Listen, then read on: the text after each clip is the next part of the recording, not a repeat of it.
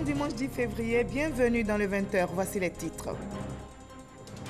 Le 32e sommet de l'Union africaine s'est ouvert ce dimanche à Addis Abeba. Le président Alassane Ouattara y participe. La question des réfugiés, des rapatriés et des personnes déplacées internes est au menu de la réunion.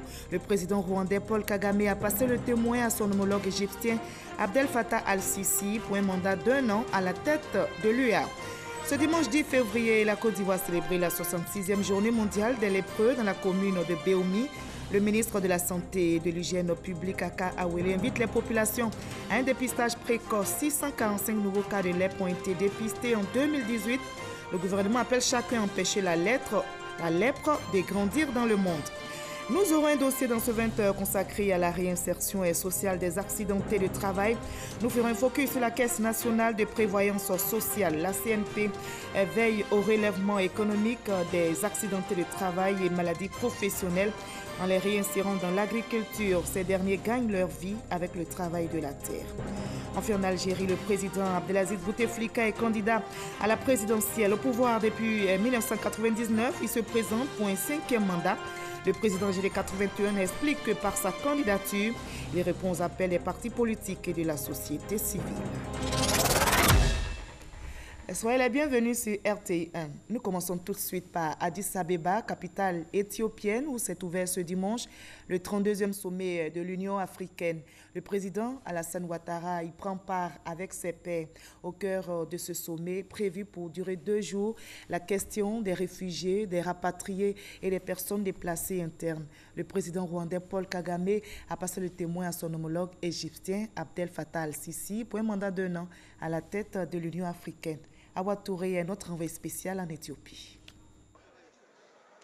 Vers des solutions durables aux déplacements forcés en Afrique. En tout cas, c'est la volonté affichée des chefs d'État et de gouvernement de l'Union africaine réunis en session ordinaire à Addis Abeba.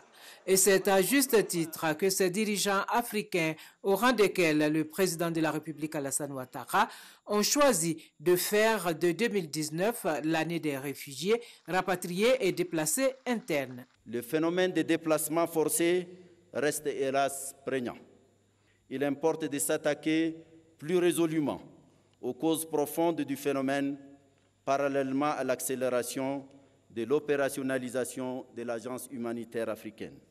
L'occasion aussi de faire le point sur les projets tels que la zone de libre-échange qui a enregistré des avancées notables, le marché unique pour le transport aérien, le protocole sur la libre circulation des personnes et le passeport africain, sans oublier la réforme institutionnelle de l'Union africaine, un projet porté depuis 2 ans par le président rwandais Paul Kagame, président en exercice sortant de l'organisation continentale. Les progrès que nous avons réalisés reflètent à la fois l'engagement des dirigeants africains et les aspirations des citoyens et des peuples africains. La zone continentale de libre-échange a été signée et moins d'1 année après, elle devrait entrer en vigueur grâce au rythme accéléré des ratifications. Au terme de la cérémonie d'ouverture, le président Paul Kagame a passé le témoin au nouveau président en exercice de l'Union africaine, Abdel Fattah al-Sisi, président de la République arabe d'Égypte pour 2019. 2019 pour l'Union africaine, il faut le signaler, est aussi une année riche en symboles. Le 19 février, c'est le 100e anniversaire du premier congrès panafricain qui a débouché sur la création de l'Organisation de l'Unité africaine. Et dans quelques mois, c'est la célébration du 20e anniversaire de la déclaration de Sirte qui a jeté les bases du passage de l'Organisation de l'Unité africaine à l'Union africaine. C'est dans cette mouvance de célébration que les chefs d'État et de gouvernement ont dévoilé une statue en l'honneur de l'empereur Haïlé Sélassié, un des pères fondateurs de l'Organisation de l'Unité africaine. Voilà, je vous propose à présent un communiqué du ministère ivoirien de l'Éducation nationale, de l'enseignement technique et de la formation professionnelle. Depuis quelques semaines, certains établissements scolaires du préscolaire, du primaire et du secondaire sont paralysés à cause des grèves déclenchées par des formations syndicales entraînant des perturbations des enseignements et les évaluations subséquentes. Cette situation est d'autant plus déplorable qu'elle présente malheureusement une image peu reluisante de certains enseignants qui empêchent par des actes de violence et de vandalisme d'autres collègues ou leurs chefs hiérarchiques de travailler. Madame la ministre de l'Éducation nationale, de l'enseignement technique et de la formation professionnelle lance un appel solennel à tous les enseignants à reprendre les cours dès demain lundi 11 février 2019 à 7h30. Pour la reprise immédiate des cours, Madame la ministre en appelle au sens de la responsabilité de chacun des acteurs du système éducatif ainsi qu'au sens civique des enseignants pour la sauvegarde des intérêts de formation et d'éducation des enfants dont la communauté leur a confié la charge. On passe maintenant au chapitre santé de ce dimanche 10 février. La Côte d'Ivoire, notre pays, porte un regard sur les malades atteints de la lèpre. Le pays vient de célébrer la 66e journée mondiale des lépreux dans la commune de Béomi. Le ministre de la Santé et de l'Hygiène publique invite les populations à un dépistage précoce pour prévenir la maladie. Notez que 645 nouveaux cas de lèpre ont été dépistés en 2018 et parmi ces cas, 514 suivent un traitement à ce jour. Le ministre Aka Awele appelle donc chacun à empêcher la lèpre de grandir dans le monde. Charles Tatou. La lèpre se vit encore en Côte d'Ivoire. Le pays a atteint le seuil de l'élimination de cette maladie. Moins d'un cas pour 10 000 habitants. Malgré ces progrès dans la lutte, on détecte encore un nombre élevé de malades avec infirmité au degré 2. La célébration de la 66e journée mondiale des lépreux à Béomi offre donc une occasion au ministre de la Santé et de l'Hygiène publique pour sensibiliser encore les populations au problème de la lèpre, qui constitue un véritable problème de santé publique. L'Organisation mondiale de la santé, l'OMS, estime actuellement à 150 000 le nombre de malades de la lèpre dans le monde. En Côte d'Ivoire, 645 nouveaux cas de lèpre ont été dépistés durant l'année 2018 et l'on dénombre à ce jour 514 malades en traitement. J'encourage encore et encore les acteurs de la lutte à intensifier le suivi régulier des malades en traitement et à assurer sans retard la prise en charge des complications. Pour 2019, le gouvernement place la 66e édition de la Journée mondiale des lépreux sous le triple signe de la solidarité, de l'amour et de la persévérance. Pour saluer les efforts des agents de la santé en charge du traitement de la lèpre, des diplômes d'honneur ont été offerts à 4 d'entre eux. Le ministre a également décoré 15 autres acteurs de la lutte contre la maladie. Les malades de la lèpre, eux, ont reçu des dons. Du matériel biomédical a été également offert pour le district sanitaire de Béomi. Consommer de l'eau potable contribue également à notre bien-être. L'eau est source de vie, dit-on. Le programme gouvernemental Eau pour tous est donc en marche. Le ministre de l'Hydraulique, Laurent Tchagba, était à Brokwa, dans la région du Haut-Sassandra, pour l'inauguration du château d'eau de ce village. Et grâce à cette action, plus de 10 000 habitants du village de Brokwa ont accès à l'eau potable, comme nous l'explique Jeanne Toubé. À moins de 10 km d'Issia, chef-lieu de département dans la région du Haut-Sassandra, les populations dans toutes leurs composantes ne retiennent pas leur bonheur de savoir que Brokwa compte parmi les localités en Côte d'Ivoire où l'accès à l'eau potable est une réalité. Et mieux, un château d'eau trône dans le village avec majesté. 15 mètres de haut, une capacité de 30 mètres cubes et un forage qui dessert 10 mètres cubes d'eau par heure. Un ouvrage dont bénéficie aussi le village voisin de Korekipra. Avant, tu es obligé de quitter au champ à 15 h pour venir au village plus tôt pour aller au puits avant de faire ta cuisine. Maintenant que le château d'eau est là, tu peux venir à n'importe quelle heure pour faire ta cuisine. Je suis très heureuse. Désormais, l'eau est de qualité.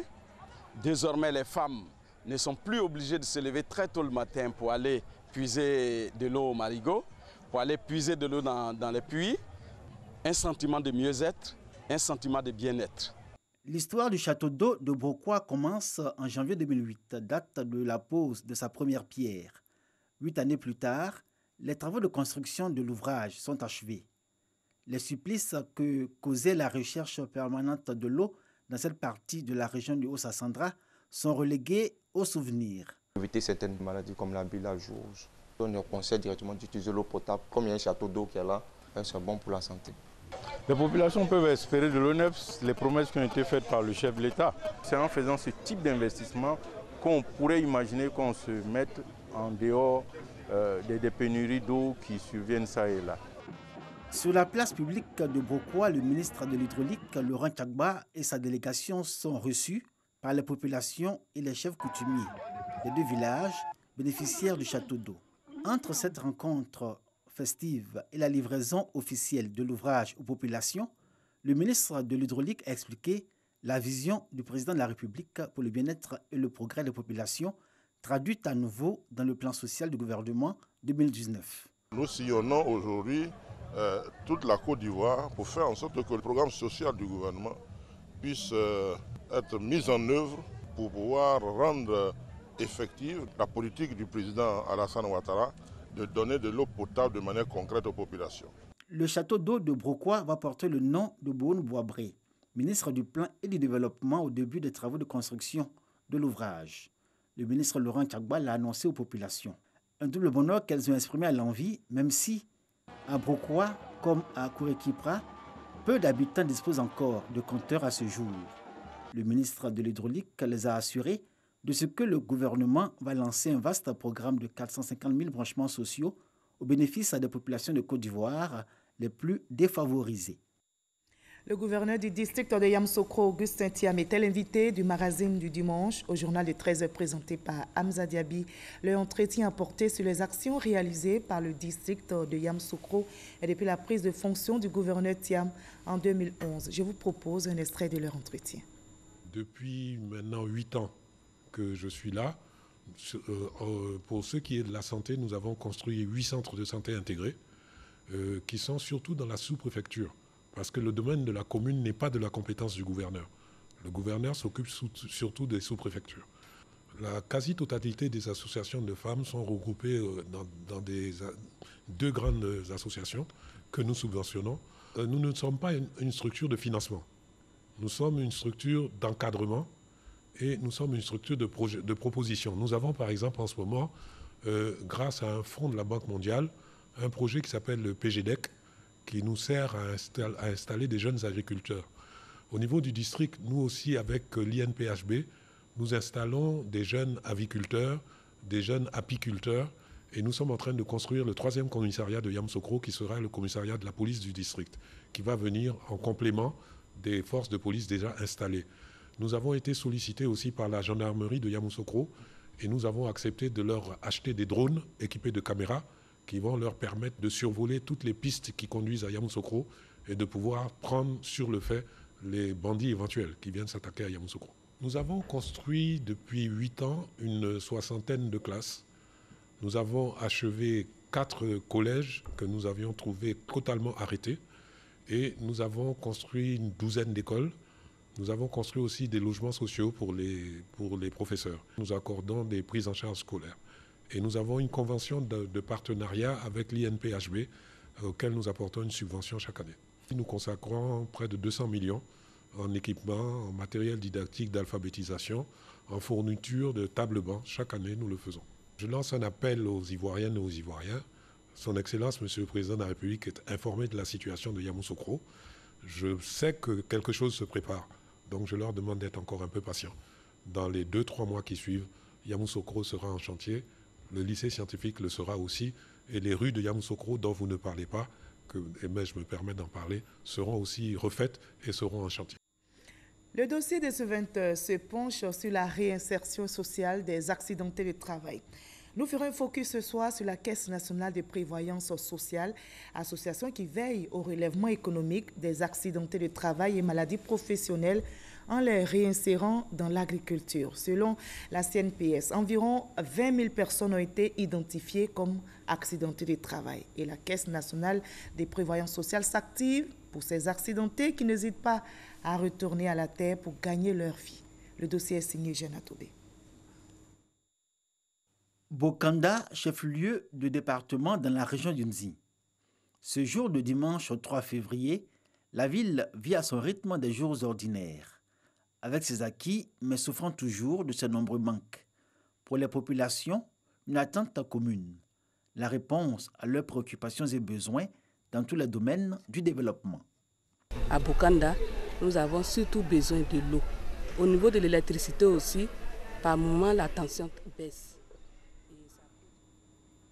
Voilà, nous reviendrons sur le bon dossier concernant la réinsertion sociale des accidentés de travail au cours de ce journal. Mais en attendant, direction Didier-Vie, vous vous souvenez, le 13 octobre dernier, les populations de Didier-Vie avaient accordé leur suffrage à l'équipe municipale RHDP conduite par Dr Brice Kouassi. Le nouveau maire a été investi officiellement par 6 membres du gouvernement et c'était en présence des militants du RHDP venus de toute la région du Bélier. Kadès Sogodogo. Didier-Vie, capitale des peuples Nzigli et Ngban dans la région du Bélier. Forte mobilisation des populations pour investir officiellement la nouvelle équipe municipale dirigée par le docteur Brice Kouassi. Côté gouvernement, la mobilisation est également de taille. Téné Biraïma Ouattara, Kandia Kamara, Amédé Kwaku, Raymond Goudou Koufi, Sidi Temoko Touré et une figure de proue du RHDP en la personne de Adama Biktoko.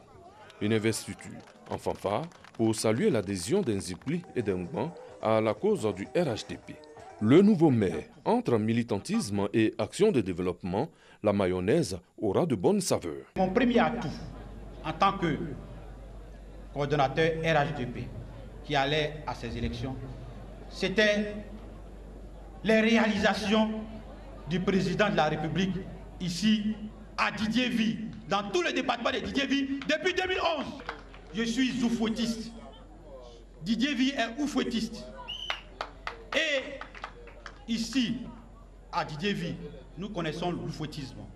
L'oufouettisme, c'est la paix. L'oufouettisme, c'est l'amour. L'oufouettisme, c'est l'humanisme. L'oufouettisme, c'est le développement. Le ministre des Affaires présidentielles représentant le président de la République rassure les populations quant à la volonté d'Alassane Ouattara d'apporter le développement partout en Côte d'Ivoire. La Côte d'Ivoire est cette terre qui nous est la plus chère. C'est vrai que nous pouvons avoir des divergences dans la façon de faire, dans la façon de voir les choses, mais le plus important, c'est que nous puissions aller à la cohésion. Le président de la République y tient particulièrement. Vous qui êtes les garants de la tradition, cher chef, il vous appartient de faire en sorte que sur cette terre, la Côte d'Ivoire, tous les enfants d'Oufoué-Boigny puissent se retrouver et aller dans le même sens. Des pas de danse pour dire qu'un jour nouveau s'est levé pour Didier-Vie. Antoinette Kouna, merci de faire apprécier les pas de danse de Raymond Goudou, Kandia Kamara et Adama Biktoko.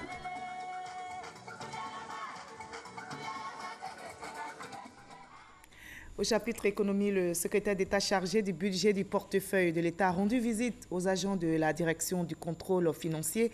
Moussa Sanogo est allé s'imprégner des conditions de travail des contrôleurs financiers. Il a assuré que les moyens seront mis à leur disposition pour être opérationnels dans leur mission. Nous Sangaré, Mama Traoré.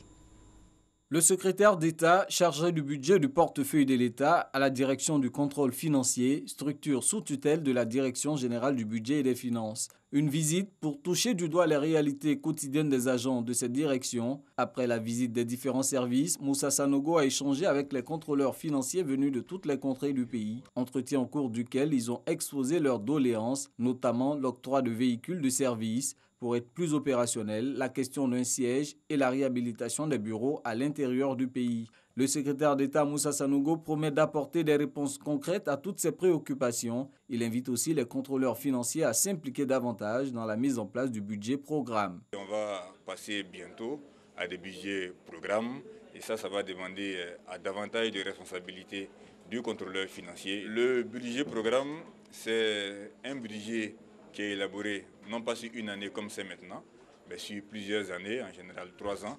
Et puis, il y a des programmes qui sont définis. Par exemple, un programme routier relatif à une route qui doit relier deux villes. Est-ce que les ressources qui ont été dégagées pour la réalisation de cette route sont effectivement utilisées à cela sur la durée du programme qui a été défini? Et le responsable du programme doit rendre compte de l'utilisation de chaque sou qui a été affecté à ce programme-là. Les contrôleurs financiers ont pour mission de contrôler la régularité des dépenses de l'État et de tout autre organisme bénéficiaire de fonds publics.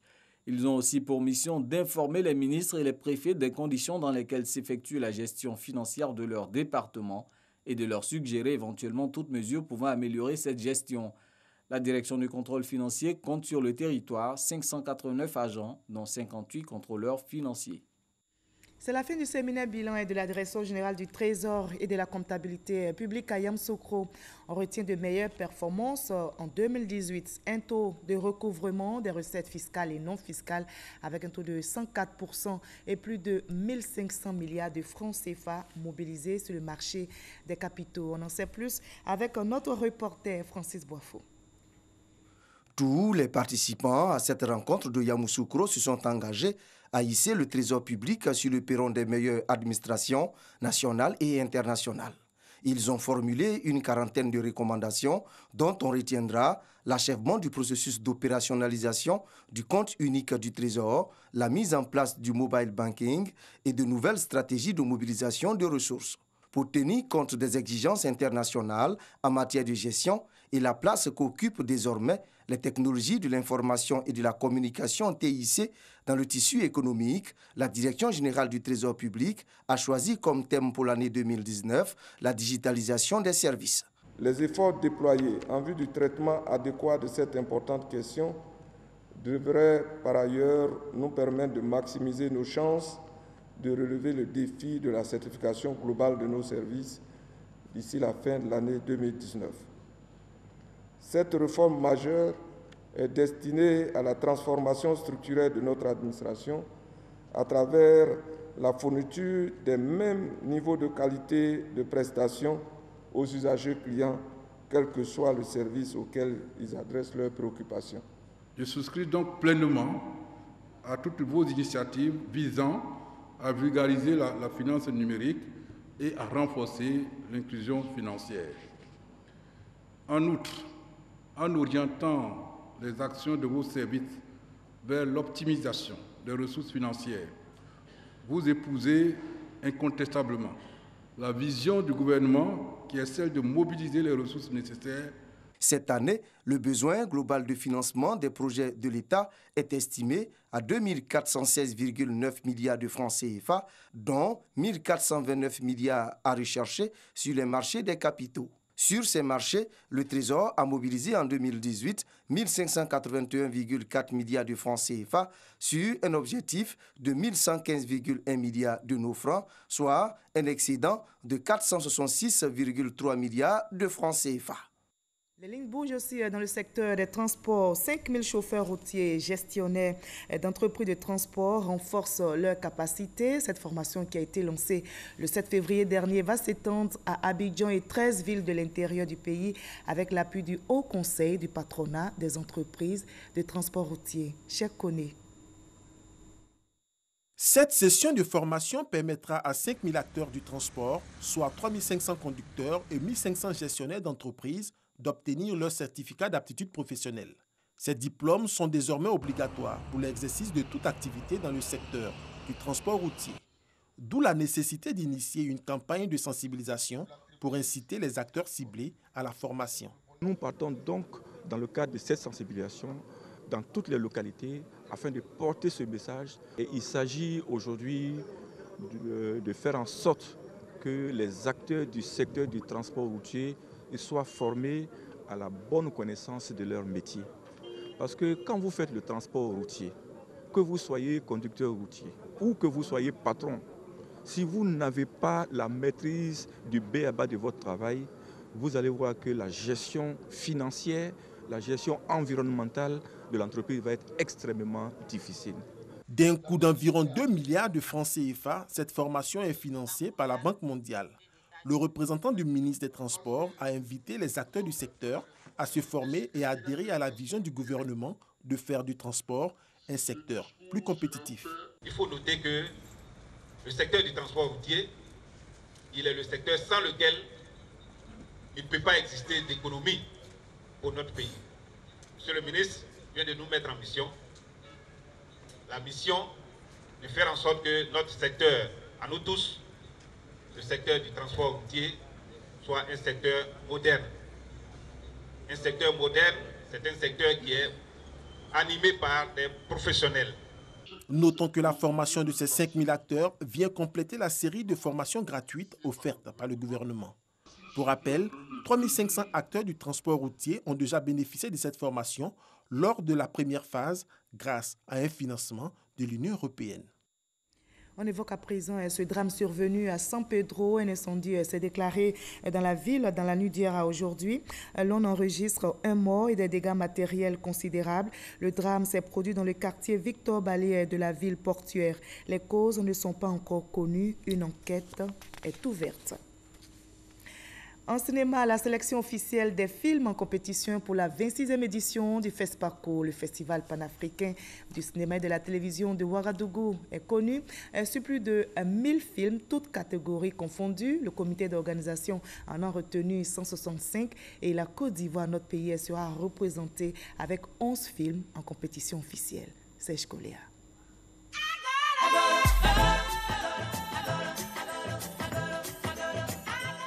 Plus que 2 semaines pour le démarrage de la grand-messe du 7e art africain. Cette année, 165 films sont en compétition officielle, dont 20 longs métrages en lice pour les talons de Yenega. Au FESPACO, généralement, sur les 20 films, il y a 3 qui sont réservés aux pays organisateurs. Donc il reste 17. Cette année, il y a eu 2 films tunisiens qui ont été sélectionnés et 2 films sud-africains. Et dans tous les autres pays, même les pays comme le Maroc, comme le Sénégal, qui ont eu 2 fois le Yenega, donc ne figure pas. Et la Côte d'Ivoire est figurée. Moi, je crois que c'est un élément de fierté. Les productions cinématographiques ivoiriennes candidates au FESPACO étaient au départ 48.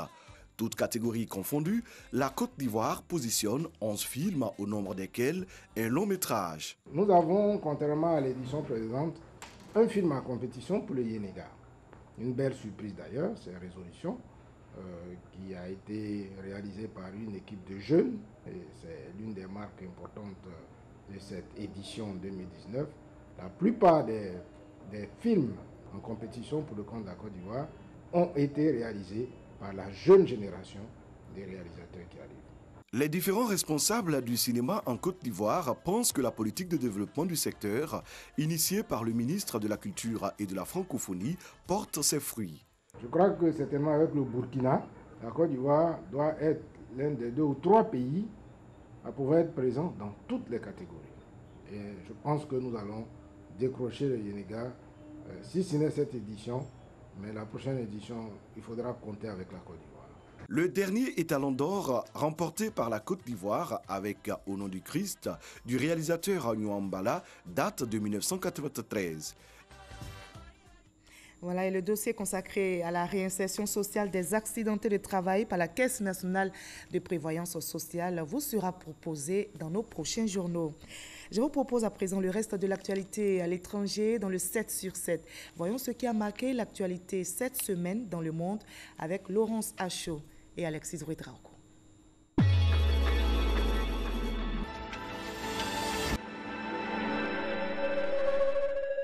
Après 2 semaines de recherche, l'avion qui transportait le footballeur argentin Emiliano Sala et son pilote a été retrouvé.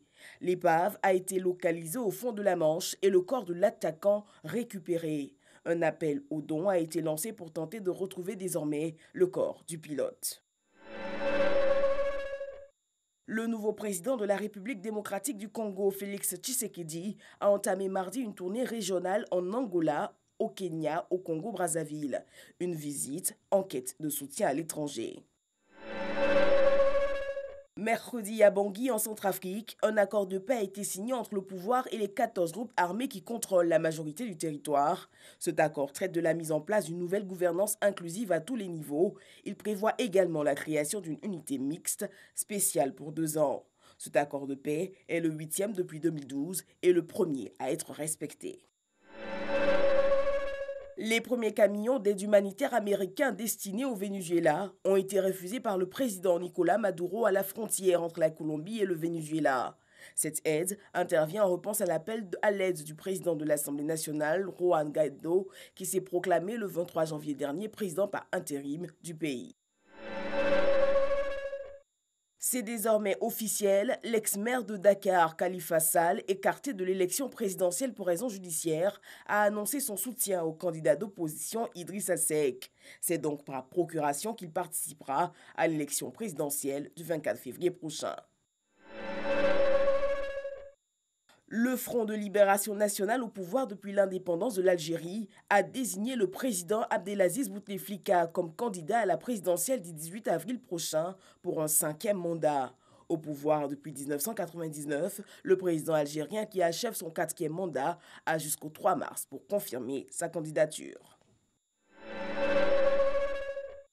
Dans le cadre de l'accord des mesures spéciales en Corée du Sud, le ministère sud-coréen des Affaires étrangères a signé dimanche un protocole permettant d'augmenter d'environ 8,2% sa participation au coût de déploiement des dizaines de milliers de soldats américains en Corée du Sud. Cet accord vient à point nommé régler un différend avec son allié avant un second sommet entre Washington et Pyongyang.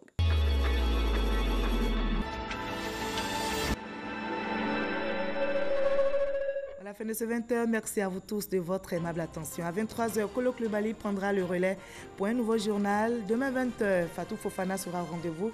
Bon, je vous dis à très bientôt.